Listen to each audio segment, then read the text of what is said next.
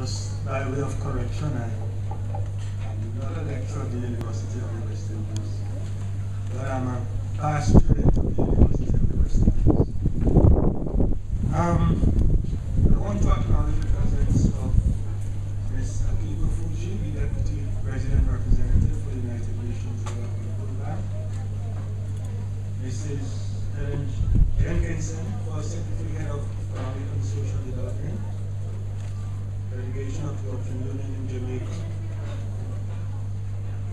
Councillor Lorna Leslie of the Downtown Division, Mr. Richard Troop, Executive Director of Home for Children, and our guest speaker, Mr. Clement Ratcliffe, Deputy Chief Education Officer.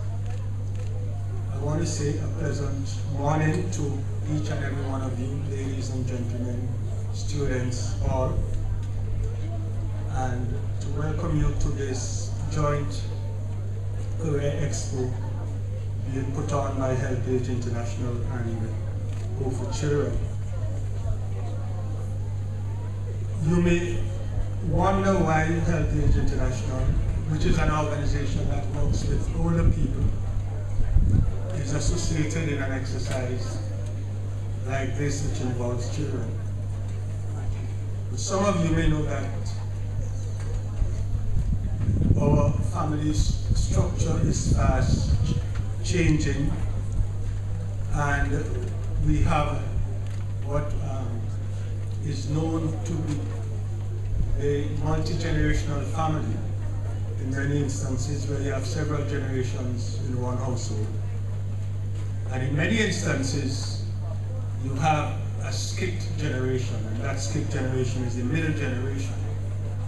So we have a lot of families which consist primarily of grandparents and grandchildren and maybe other relatives. And in many instances, these grandparents have the responsibility for the grandchildren in terms of the emotional support that they have to provide, in terms of the caring responsibilities, in terms of seeing them through their educational programs, and having to bear the financial burden of providing food and for the cost of their education.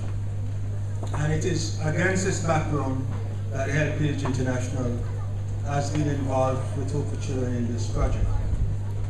We are very pleased to be part of this initiative, which you have heard is part of a larger project that is designed to tackle the negative effects of migration. Caribbean people are known to be migrant people. Many people are driven to migrate because they want a life better for themselves and their families. There has been many success stories where large numbers of our populations have been able to lift themselves out of poverty through this means. But as Mr. Cho pointed out, there are some negative effects surrounding this decision.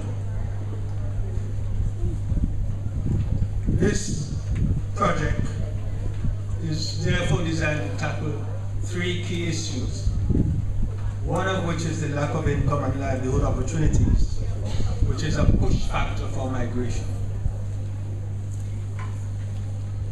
And you may ask, though, what does a program which is looking at the negative effects of migration,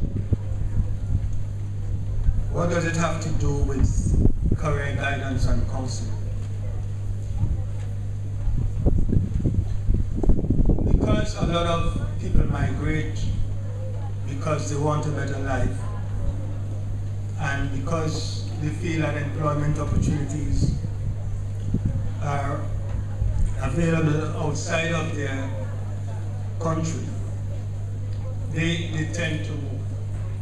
But a lot of the reasons behind this is the absence of skills,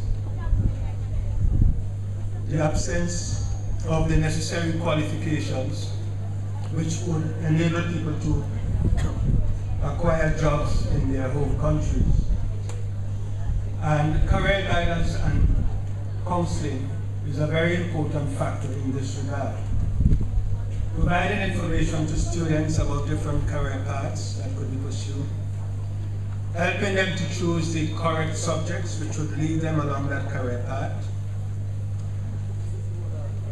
and helping them to choose according to their aptitudes and abilities would allow them to make a success of their education and hence enable them to obtain employment in their chosen career paths.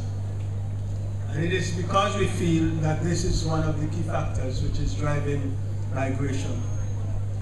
We think that it is important that at a very early age, that especially in low-income communities, that students are prepared for the working world and they are given the proper guidance that they need. We believe that this is an important factor in the drive for development and in the process of reducing poverty in the country. I want to take this opportunity to congratulate all the stakeholders in this exercise, because I think in terms of forging a development path, it is important that there are partnerships, that people collaborate and work together for a common good. And I want to congratulate all the participating schools, all the different stakeholders, all those persons who are involved in the planning of today's activity for bringing off a splendid career expo, which is going to unfold before you in the hours ahead.